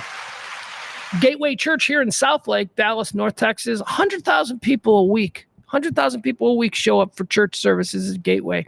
Gateway, Robert Morris, he's the leader of the church. He got in all kinds of trouble a couple of months ago. He diddled a kid back when he was, a young pastoral student. Diddled a kid. He had to step down as the righteous leader of this super rich, super wealthy evangelical North Texas behemoth known as Gateway. And it's in Southlake. That's where the big money is. So these people are all the worst Christians. They probably preach that bullshit prosperity doctrine. That's the Christian. That's where Jesus would want you to take advantage of people because money is sacred, and that the money that you take from people in business deals and all, it's the prosperity doctrine. It's fucking awful. And it's a way that pastors and evangelical reverends justify having jets. But whatever, that's the kind of shit that goes on there at Gateway. 100,000 people a weekend. Their chief pastor, Robert Morris, he diddled some kids, so he had to step down. Diddled a kid, maybe, so he had to step down. And then the other day, I told you about the guy who was in charge of all the pastoral services at all the Gateway campuses. He had to step down for what they're calling moral failings. Moral failings. Now, we're not going to get specific on this, but... So anyway, here's the thing. There's a big story on CNN today about the Gateway Church and the Gateway Church scandals. Remember I told you 100,000 people a weekend? Yeah, they're down 60%. People aren't going to Gateway Church anymore because of all of this. Man, oh man. CrowdStrike. Let's talk about CrowdStrike. CrowdStrike, did you know, I didn't know what CrowdStrike was. I think I'd heard the name a couple of times, but they were the victim of a big issue. We're going to call it an issue. A couple of weeks back, remember, they shut down and stranded people at airports all over the globe. And here's the thing. CrowdStrike is an internet security firm. They protect you and your company and your business and your money from being the victim of hacking. And then all of their shit went haywire. And in the very early hours, it was said there was a big hacking on CrowdStrike. That was shut down almost immediately when CrowdStrike fell on their own sword and said, no, we weren't hacked. We weren't hacked. We can't hack us. We're CrowdStrike. Our entire business model is based on the idea that we can't be hacked. So we weren't hacked. It was an upload. We did it. Womp womp. We're sorry. $60 million is what they're saying that has cost them now in sales. $60 million in sales has walked away from CrowdStrike since their big embarrassing thing. CrowdStrike estimates the tech meltdown has caused by its own bungling, left a $60 million dent in sales. Okay. Again, the headline, and this is they're admitting it. Oh yeah, we're going to lose out on $60 million. We had $60 million in contracts for the next year that are now gone because they don't trust us anymore. And it was just our own doing. No, it wasn't your own doing. You're not as great a security firm as you claim you are. You were hacked, and you can't admit that you were hacked, because if you admit that you were hacked, that's $60 million in new business that you lost, that you're like, oh, shucks, $60 million. That's $60 million that you lost will turn into like $6 billion in current clients who will leave you if it turns out that your bullshit system got hacked. Thank you. So CrowdStrike still out here claiming it was us. Somebody hit the rogue switch. It was very embarrassing. Mm-hmm. Sure. Whatever helps you sleep at night, CrowdStrike CEO. But I think those out here, we understand what happened.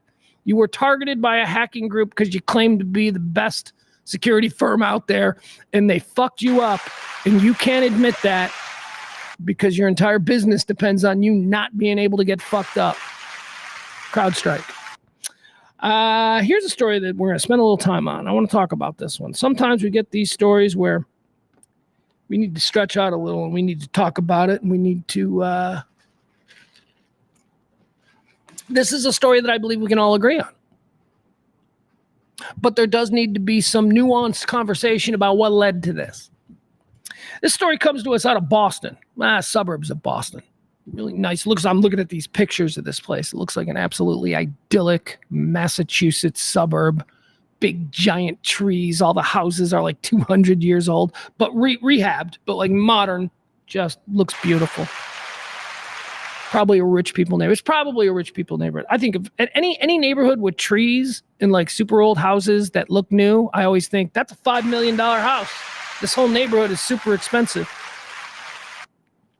Let's go to Norwood, Massachusetts. Norwood, Massachusetts. Bored and looking for something to do this summer. Danny Doherty. Really? That's the kid's name? It's a little kid. The kid's name is Danny Doherty. Oh, how cute. Bored and looking for something to do this summer, Danny Doherty hatched a plan to raise money for his brother's hockey team by selling homemade ice cream. Can you see where this is going? Yeah, bureaucracy. Here it comes. But a few days after setting up his ice cream stand in front of his house and serving up vanilla, shaved chocolate, and fluffernutter, Danny, baby, love you, but seriously, terrible, terrible flavor choices. If I'm walking down the street and I see a kid selling ice cream and he says, I got vanilla, I got shaved chocolate, Danny, baby, what the fuck is shaved chocolate? I don't even know what that is. Well, what is that? Is that a fluffernutter? That's your other flavor? Can I interest you in strawberry? Can you maybe just do straight up chocolate? Why not vanilla chocolate? Anyway, from the beginning, I'm seeing problems with Danny's business model. Would it surprise you to learn that Danny also didn't have the proper accreditation from the city? He did not. Danny was an outlaw. He was operating this business like like some Telegram arms dealer. Let's see. A few days after setting up the stand and serving up vanilla, shaved chocolate, and fluffernutter to about 20 people, Danny's family received a letter from the Norwood Board of Health ordering it shut down. Town officials had received a complaint. A complaint. Somebody complained about little Danny Doherty selling Listeria ice cream out of his garage. Somebody complained about that. What's the complaint? Seriously, what is the complaint? It's not safe. I don't know that his kitchen where he's whipping up this ice cream has the proper Board of Health certification. Is that the complaint? What the fuck? What kind of a person sees a little kid, little Danny Doherty across the street selling ice cream? What kind of a person sees that and goes, I got to call 911? Ugh. Anyway, it says here the town officials had received a complaint and said that the 12-year-old's scheme. They're calling it a scheme. This little kid's trying to raise money. Oh, and by the way, he's trying to raise money for his brother's hockey team. More on that coming. ... It says here that the 12-year-old scheme violated the Massachusetts Food Code. Okay. Who said this? I was surprised and upset, he said of the letter that came on August the 5th. I don't understand because there are so many lemonade stands and they don't get shut down. Danny's mom, Nancy Doherty, Nan to her friends, Nan, who had encouraged her son to start the stand as long as he donated half the proceeds to charity, was also taken aback. So mom's even like making him give half the proceeds to charity. The money is supposed to be going, it's already a charity, Mom. Jesus, these people, these good-hearted, normal, salt-of-the-earth American people. Nan out here making her son give half the charity when the whole purpose of the thing is to fund his little brother's hockey team. Look at that. Let's see. Here's what Mom said. Here's what old Nan said. And let me tell you, Nan's a pistol. Somebody complained. That was the most disappointing part for us, was that somebody thought it necessary to complain about a child's stand, she said.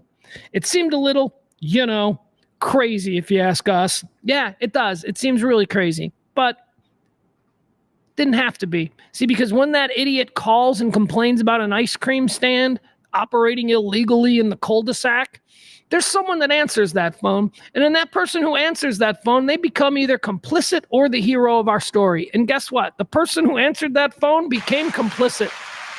The person who answered that stupid Karen's complaint call actually put some apparatus in motion where now we've got Board of Health people showing up to these people's house and they're receiving threatening letters in the email because a kid, 10-year-old Danny Doherty, is trying to sell ice cream to support his brother's hockey team. What the fuck has happened to America?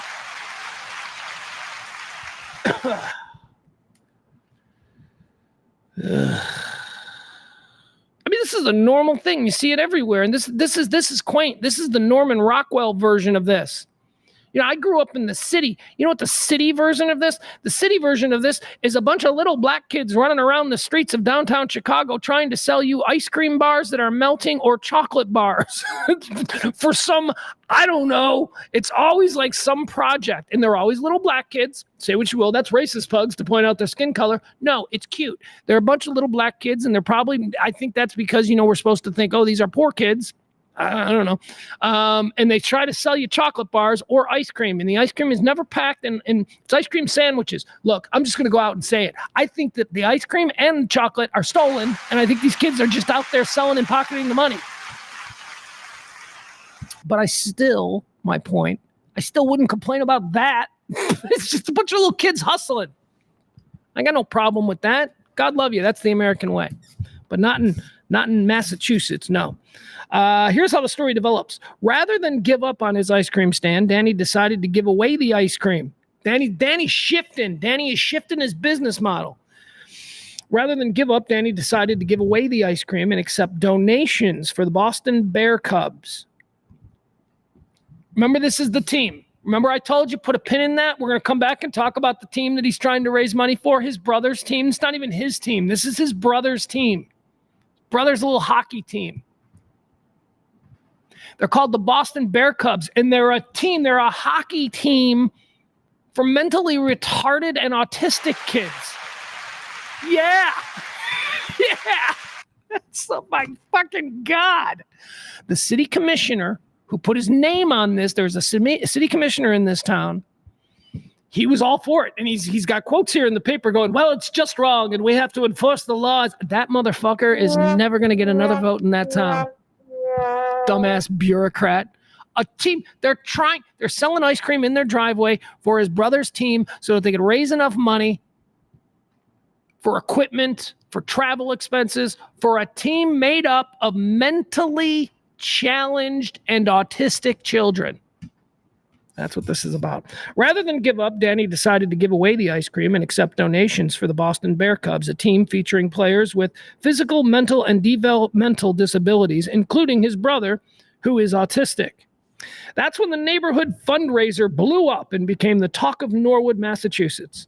The first day, they gave away ice cream. Supplies ran out in 10 minutes. Well, yeah, free is key, baby. I'll come by and get some sketchy ass shaved chocolate for free. What is shaved chocolate there, Danny Doherty? Let me hear your pitch on it. The first day they gave away the ice cream, supplies ran out in 10 minutes. $1,000 was raised. Then word began to spread about the fundraiser and Danny's clash with the town. Local media began running stories, prompting scores of local businesses to hold their own fundraisers for the hockey team. This always happens. Where, like, you know, somebody will need $5,000. But it's a good story. So hey man, the morning show gets on it or whatever, you know, local news. Cause again, it's a good story. Whatever the details of why they're trying to raise this money, if it pulls a couple of heartstrings, people will get involved and they'll exploit it. What's going on with the screen?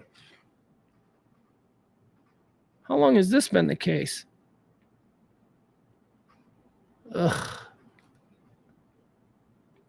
Yeah, no idea. No idea. Look at that shit. Oh. This is absurd.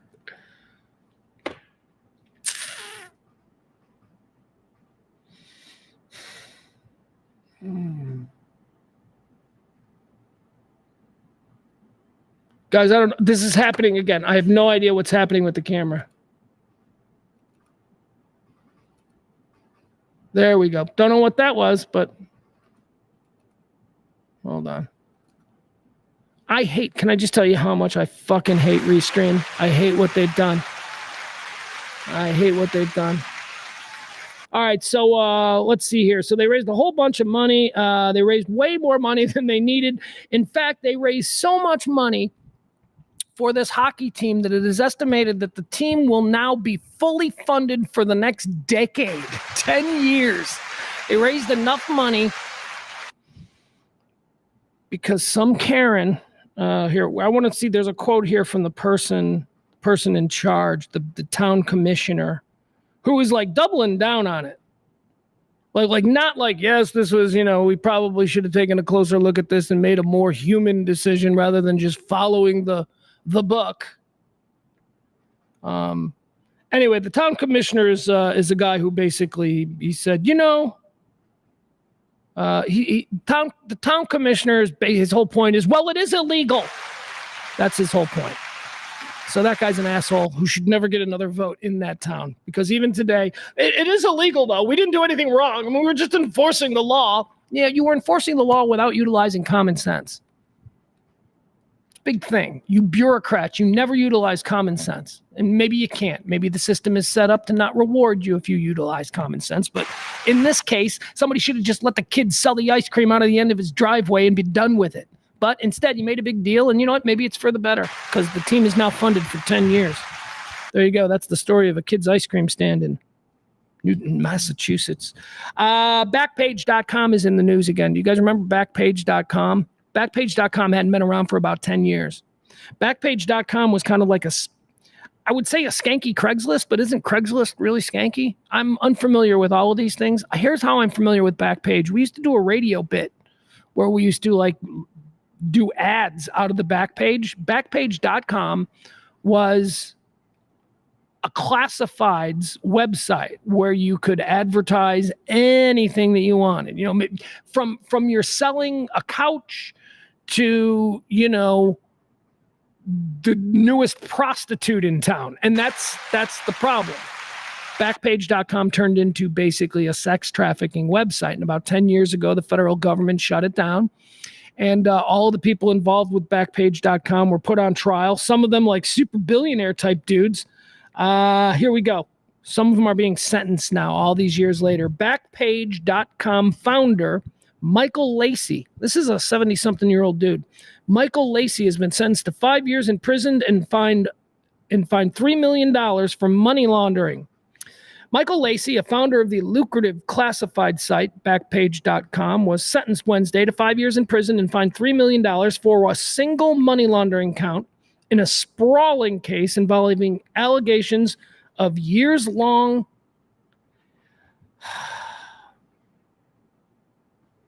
I just hate bad writing. I hate bad journalism. They don't teach it anymore. You don't know how to write. You don't write a news report conversationally. Yet everything's conversational now. Anyway, the dude was sentenced Wednesday to 5 years in prison and fined $3 million for a single money laundering count in a sprawling case involving allegations of years-long scheme. That's not a sentence. Anyway, we're moving on. That's what he did. Backpage guy. He was basically taking ads for prostitutes and putting them online, and people were paying for it. Now, here's the thing. You can say, but this dude, he was the CEO. He had nothing to do with, that kind of stuff. The day-to-day people, they were the ones that were allowing it to happen. Shouldn't they hold some responsibility? Well, yeah, you could say that, except that this dude, Michael Lacey, he was the CEO. But he also had an idea. His idea, and I guess this is what they proved in court, was that he would have a team of people locally at Backpage offices who would then look on other websites for prostitutes, and he would then contact those prostitutes and offer them free ads on his website, Backpage.com. They were able to prove that in court, which then proved that the business model was absolutely dependent on people coming to their site to get illegal sex with women. Anyway, prostitutes were getting free ads. They were going around. They would call you, hi, this is Chip from Backpage. I see you're in town for the next 2 weeks. How'd you like a free ad on Backpage.com? I mean, that's kind of a smoking gun. He knew what he was doing. He doesn't get to claim, I had no idea what was happening. And you can be like me, and I'm one of these people who thinks that prostitution should be legal. I really don't see that as a crime. I think that the crime, and I think that the negativity and all the bad things about prostitution, I think that they occur because it is illegal, because it is something that has been pushed under the ground. I think that it can be regulated. It can be, but that's immoral. Okay, all right. That's the argument we're going to have. Anyway, I'm not one of these people who is against prostitution. What I am against is all of the other aspects that seem to thrive on Backpage.com, which is sex trafficking. It's a whole bunch of stuff. This is Lawrence Taylor. Do you remember the Lawrence Taylor situation where Lawrence Taylor got busted in a hotel room with an underage girl, a prostitute? He had drugs and all that. I mean, this is going back about 10, 15 years, but that was a girl that he found on Backpage. He went to backpage.com. He saw a number. He called it. She said, come to my hotel room. It'll be X amount of dollars, or however it works. I'm not sure. Maybe there's a middleman. I don't know. But that's kind of how it works, as I understand it. Lawrence Taylor, NFL Hall of Famer, goes to this place. He has sex with the girl. The police bust in. Lawrence Taylor's in trouble. Whoopsie. Turns out the girl's a 16-year-old runaway. Yeah. 16 years old. Lawrence Taylor. I don't think, look, I don't like the New York Giants and I don't like Lawrence Taylor, but I can't really blame him for that. I mean, he didn't know. I don't know that Lawrence Taylor. Look, here's what I blame Lawrence Taylor for. I blame him for being Lawrence Taylor. He's made a lot of bad decisions in his life. But my point is this. I don't think Lawrence Taylor's a pedophile because the prostitute that he bought off Craigslist turned out to be 16. She wasn't advertised as such. I don't know if she looked 16. I don't know. I'm just saying. Anyway, that's the kind of stuff that the Backpage was really involved in addition to just being a place where sad, lonely dudes with a couple extra bucks in his pocket could go and get laid from some chick, right? That's the shit I got no problem with. There are a lot of sad dudes, man. There are a lot of, man, seriously, you want to get into the prostitution thing? Okay. You guys know this. We all know dudes. We all know really good dudes. Really nice.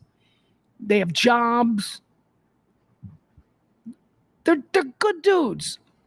Maybe they're a little dorky, okay? Maybe they're a little nerdy. Maybe they're a little socially awkward, whatever. But they're good dudes. They're good dudes. These dudes are supposed to never get laid.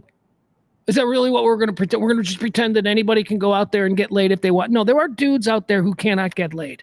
There are dudes out there who cannot talk to girls. There are dudes out there who, when they do talk to girls, they are so weird and so awkward that they just get nowhere.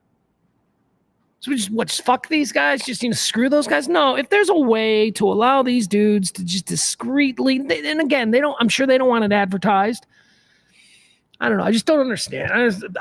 The reason that we have all of these problems with sex trafficking and all the violence and the pimping and all that stuff is exclusively because the practice of sex trade is illegal. It has been pushed underground. It has become dangerous. I don't know. And I think it all comes down to what your impression of sex is. Like me, I've talked about this a lot. Sex is an act. Sex is just an act. Sex without love is just an act of instant gratification. That's all it is. I want to feel good. I'm going to do this. That's all it is. It's just an act. So if you're telling me that there's some woman out there who maybe life has held her. Life has held her a little bit too close to the fire, and maybe they have, but maybe she's been handed a bad deck of cards, a bad playing hand. Who knows? You're born to a crackhead mom or whatever. You don't really have much. And I'm telling you that there are people out there who begin life behind the 8 ball. And maybe when they're 18, the only thing they have going for them is that they are pretty. And maybe that's the way they get themselves out of this. I just don't see it. Why are we making them walk the streets? Why are we making them work for pimps? Why are we making them? It just seems terrible. It's moral grandstanding. And again, I'm not somebody who does that or would do. I did pretty good. When I was dating, I was okay. All right, and that's not a brag. I had a radio show. The radio show helped. Trust me. My dance card before I had a radio show, when you mix it with the one after the radio show, way better dance card when I had the radio show. So my point is this. Sex is just an act. Why do we criminalize on a moral basis, these things? There's no reason. We've created this entire criminal empire of underground sex simply because we're like, it's wrong. Shut up. Just don't pay attention to it. Should have entire neighborhoods that are just gigantic brothel towns. And they'd be the safest towns in America because they wouldn't fuck with that. They would. Christina says, legalism. What is legalism? I don't know.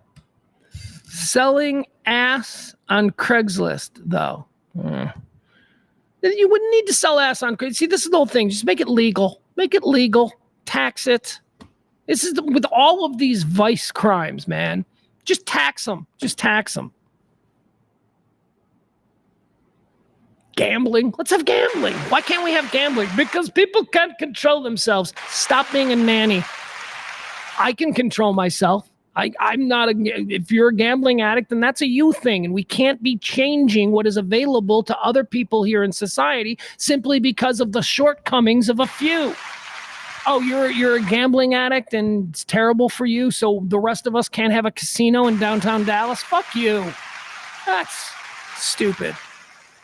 Weed's another thing. Okay. All right, where are we at here? Back page. So there you go. We talked about back page. What's the next story? Just lost my place on this stupid page again. I'm loving it. I want McDonald's. Got McDonald's on the brain.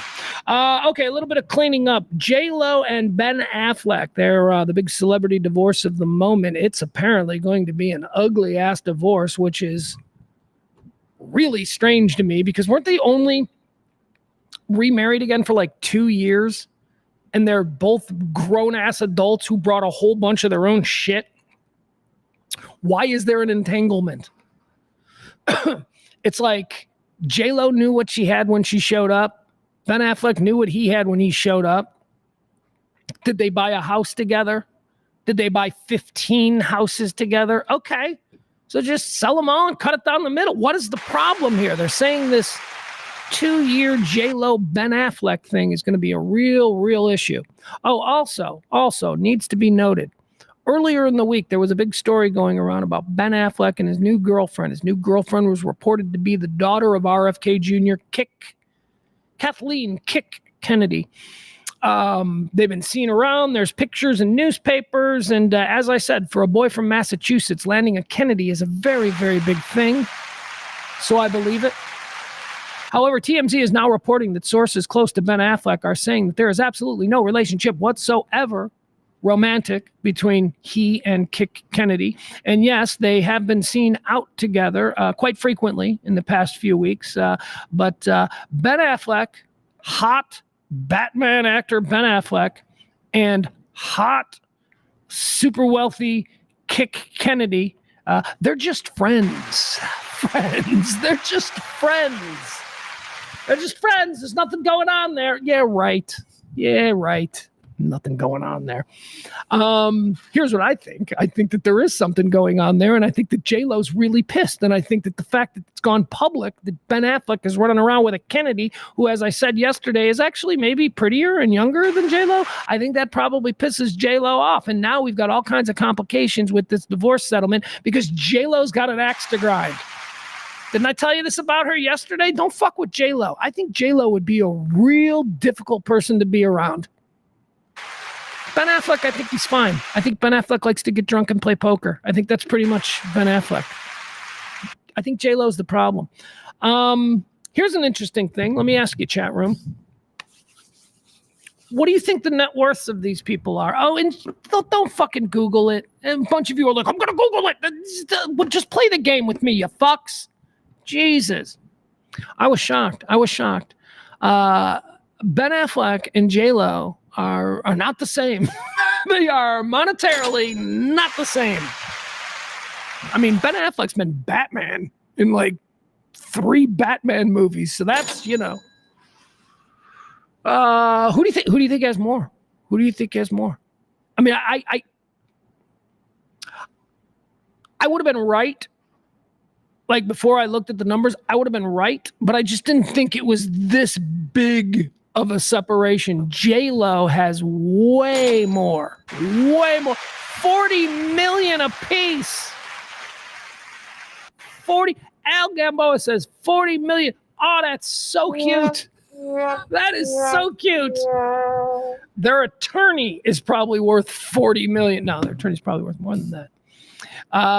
Dude, J-Lo is worth $500 million. $500 million is what J-Lo is worth.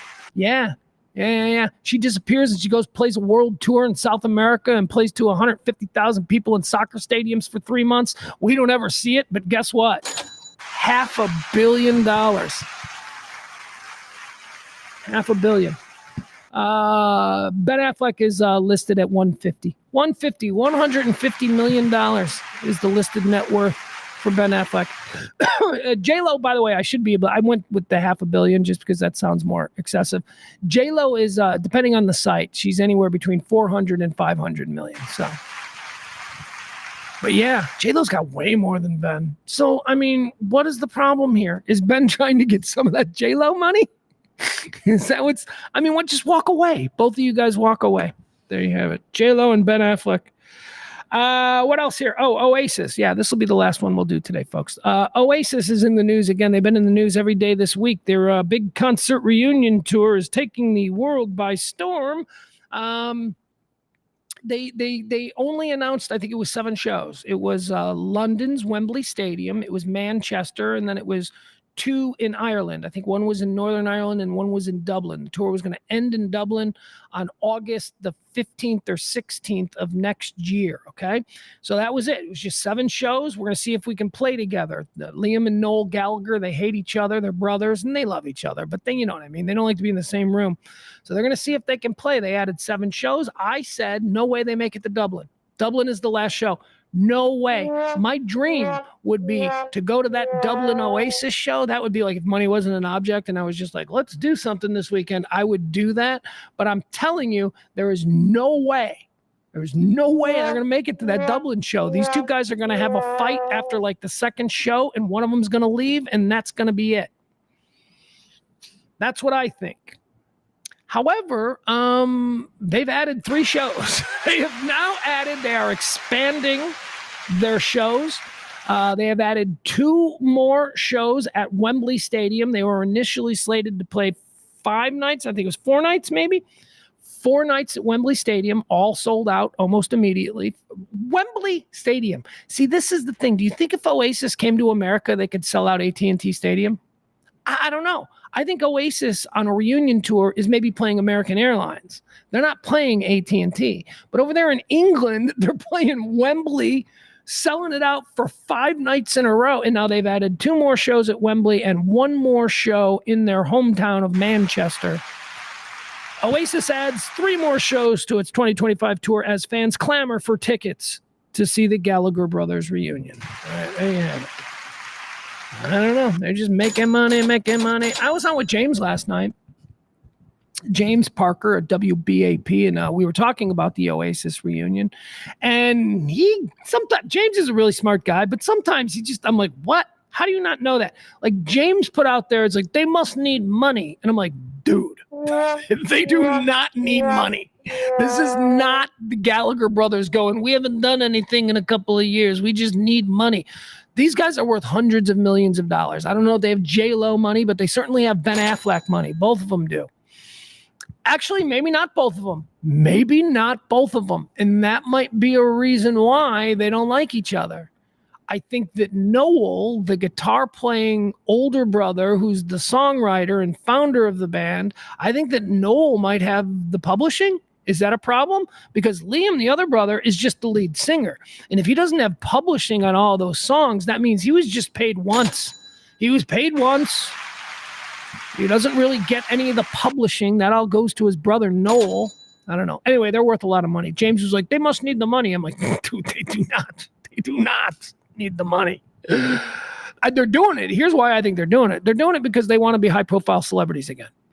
Because they recognize that it's been 2009, I think, was the last time they played when they had a big blow up on stage and they're like, we're not playing together anymore. Since then, they've been living the life of the retired gentleman, the gentleman rock star with the country manor house. But now we live in an age of social media. So they've both been very, very high profile on social media, as both of them are incredibly funny and they shit talk on everybody. They're just really funny. And that's why it's cool that they're getting back together. Anyway, here's what I think it is. I think they want to be superstar famous again. I think that after like this many years, there is a longing to once again be on stage in front of 100,000 people, screaming your name, owning them in the palm of your hand. That's a very intoxicating lure. That's why I think they're doing it. I think they just wanted... Noel Gallagher has a side project, the High Flying Birds. And I like Noel Gallagher's High Flying Birds a lot. I think they're a really great band. They're different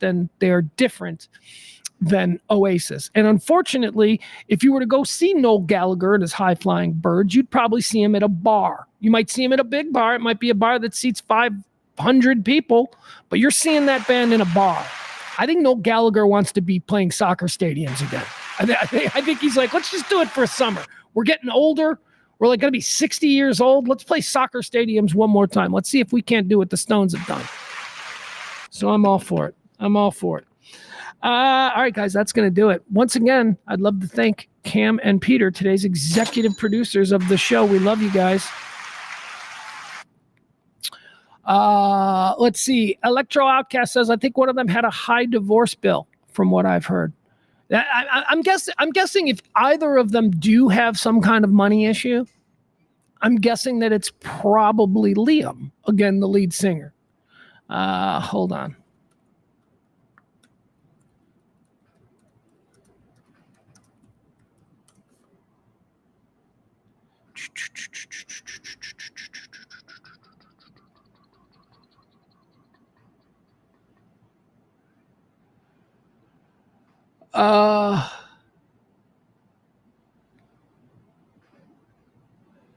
Okay. All right. Here you go. All right. So we've got the net worth of both of them. All right. So now again, this isn't Ben Affleck or J-Lo money, but it's close. 57-year-old Noel. He's the singer-songwriter. He has an estimated net worth of $100 million US. All right. So there you go. So Noel is worth $100 million. This is significantly more than his younger brother Liam, whose net worth is reported to be around $15 million. Yeah. All right. But you can still, dude, are you kidding me? 15 million, you're rich for the rest of your life. 15 million is fuck you money for most normal people, right? But I guess when you're constantly he's a rich rock star. He's $15 million. He's doing fine. But I think that when your whole life is defined by your battle with your big brother, and you look at your big brother and he's worth 100 million and you're worth 15.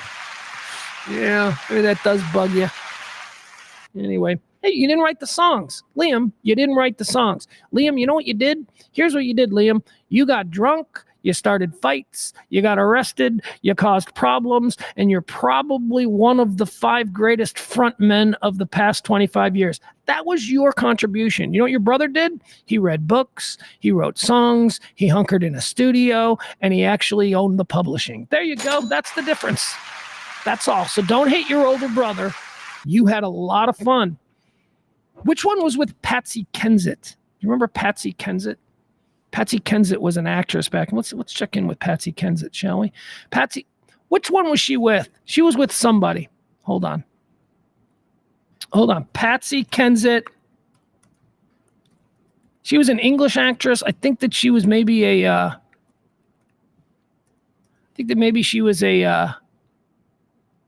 Bond girl at some point. That's Liam. All right, there you go. So Liam, here you are. All right, so Liam was with Patsy Kensit. They were like a hot couple back in the 90s. There you go. All right, so there it is. There's Liam, and there's Patsy Kensit. You were living large back then with Patsy Kensit, and your brother probably married some girl he went to high school with, and you're out there in clubs with Patsy Kensit. You're worth $15 million today. Your brother, $100 million. Or are these the Oasis women? All right, so here's Liam with Patsy. I'm almost positive that this is Sacha Baron Cohen, but we'll move forward. Here's Noel. Who's Noel with? I don't know who that is. She's not bad. Who's this? Here's Noel again. Who's this? This is not Oasis quality. I don't know what he's doing here. She seems nice. This is a woman who is married to a cop, okay? This is not a woman who is married to Noel Gallagher from Oasis. I'm just saying. All right. Kevin says this is only happening because Noel says it can. Liam would have done it at any time. Noel holds all the cards. Yeah, I think you're right. I think you're absolutely right. I mean, he's worth almost 10 times what his brother is. So yeah, he does hold all the cards. And this is Noel. That's a very interesting way to look at this whole thing. I think that Kevin is probably right. I think that Noel Gallagher, this is the olive branch. I think that Noel Gallagher looked at his brother Liam and went, I hate my dumb little brother, but hey, you want to do this? And he was like, yeah, let's do it. The irony of this whole thing is that it will be Liam who blows it all up. It will be Liam who does something. And it's not just like Liam's going to do it and Noel's going to just be like, well, I can't do this anymore. No, Noel is going to contribute to it. But Liam will do something mid, not minor, not major. Liam will do something mid. Noel will handle it so poorly that it turns into a massive thing, and that's what'll happen. That's what'll happen. Most bands could have weathered the antics of a Liam Gallagher. Most bands would just go, well, he's our lead singer, he's an asshole, we'll bail him out of jail and we'll move on to the next town. That's how most bands would have looked at it. But that's not how Oasis looked at the antics of Liam, because the older brother, Noel, was in the band, and it was far more personal to him. All right. Electric Outcast says, you might not remember me, but I used to call your show when I lived in Gulfport, Mississippi in the early 2000s. You're that Electric Outcast. My guy. How are you, brother? I mean, I'm kidding. I don't remember that, but I do love that you do. That's real cool to me. So thank you. That's going to do it, folks. Let's wrap it up. Okay. Big football night. I got to get my head right. I'm not doing anything, but my son is, and I'm a little bit nervous, but that's okay. He's going to be fine because, as I said, he's got this stoic, athletic, competitive gene from his mother. And that is going to win the day. Not me, not the frazzled mind thinking a million different things. I'm not good under pressure. I am not, with 1 second left on the clock, don't put me at the free throw line. I am not going to make that shot. I promised you I'm not going to make that shot. I'm going to be thinking way too much about how there's no way I'm going to make that shot. And then when it comes time to take the shot, I'm not going to make the shot. Here's hoping my kid can make the shot. All right, we'll see you back here tomorrow for more of The Rant. We do this every day live from the Kelly Moore Memorial Studios in the beautiful E-Gallery in Dallas's fantastic design district. I am Pugs Moran. Can't even get my name right. I was rolling too. I was like, boom. I was like, bam, bam, bam, bam. I was rolling. I am Pugs Moran. We are RadioMisfits.com, or more specifically, Radio Misfits Dallas. Bye, everybody. Love you. Bye.